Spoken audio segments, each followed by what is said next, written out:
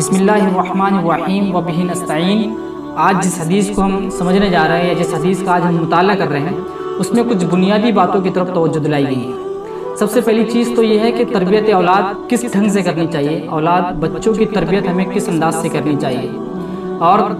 بچوں کی تربیت کا نبوی طریقہ کیا ہے اس حدیث سے ہمیں معلوم پڑتا ہے۔ دوسری بات یہ ہے کہ کسی کے چاہنے اور نہ چاہنے سے کچھ نہیں ہوتا جب تک کہ اللہ تعالیٰ کی مرضی اس میں شامل حال نہ ہو، تب تک کہ کچھ نہیں ہو سکتا۔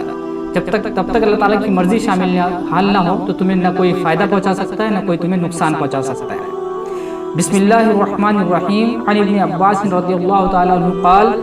کنت خلف رسول اللہ صلی اللہ علیہ وسلم یوما۔ ابن عباس رضی اللہ تعالیٰ عنہ کہتے ہیں کہ ایک دن میں اللہ کے رسول کی سواری کے پیچھے سوار تھا۔ فقال یا غلام، تو مجھ سے اللہ کے رسول نے فرمایا اے بچے، انی اعلمک کلمات، میں تجھے چند باتیں سکھاتا ہوں۔ احفظ اللہ یحفظک، اللہ تعالیٰ کو یاد رکھو تو اللہ تعالیٰ تمہیں یاد رکھے گا۔ جو بھی تم کام کرو اس میں اللہ تعالیٰ کی مرضی تلاش کرو، جو کام اللہ تعالیٰ کو خوش کرنے والا ہے، جو کام اللہ تعالیٰ کو راضی کرنے والا ہے، وہ کام تم کرو گے تو اللہ تعالیٰ تمہیں بھی یاد رکھے گا۔ احفظ اللہ تجدہ تجاہک، اگر تم اللہ تعالیٰ کے احکام کی پاسداری کرو تو اللہ تعالیٰ کو تم اپنے سامنے پاؤ گے۔ اذا سألت فاسأل اللہ، اور جب تم مانگو تو اللہ تعالیٰ ہی سے مانگو، جب تمہیں کوئی بھی چیز کی ضرورت ہو تو اللہ تعالیٰ ہی سے مانگو۔ وَإِذَا اسْتَعَنْتَ فَاسْتَعِنْ بِاللَّهِ، اور جب تم مدد چاہو تو اللہ تعالیٰ ہی سے چاہو۔ یہ بنیادی چیزیں ہیں جو بچوں کے ذہنوں کے اندر بچپن ہی سے راسخ ہو جانی چاہیے، کیونکہ عقیدہ توحید کا ایسا مسئلہ ہے جب تک اگر اس پر کام نہ کیا جائے، جب تک بچوں کے ذہنوں کے اندر اس پر راسخ نہ کیا جائے اس عقیدے کو،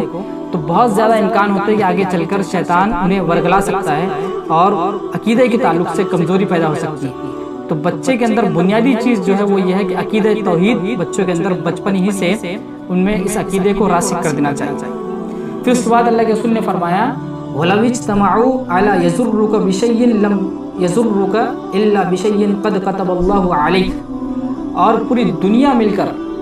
اور پوری امت مل کر اگر تمہیں نقصان پہنچانا چاہے تو نہیں پہنچا سکتی مگر اتنا ہی جتنا کہ اللہ تعالیٰ نے تمہارے لیے لکھ دیا ہے۔ رفعت الاقلام وجفت الصحف، قلم کو اٹھا لیا گیا ہے اور صحیفے خشک ہو گیا، یعنی اب تقدیر لکھ دی گئی،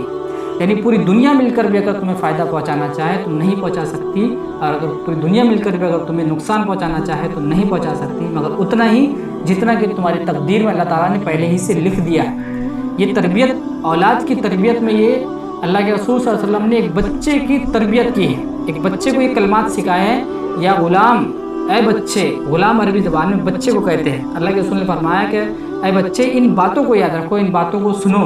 سمجھو ان باتوں کو کہ اللہ تعالیٰ کے علاوہ کوئی ایسی ہستی، کوئی ایسی ذات موجود نہیں ہے جس سے مدد طلب کی جائے، جس سے کے سامنے دست سوال دراز کیا جائے یا کسی سے اپنی حاجات اور ضروریات کو مانگا جائے۔ تو یہ عقیدہ توحید اور پھر اللہ تعالیٰ کی ذات سے اتنا یقین اور اتنا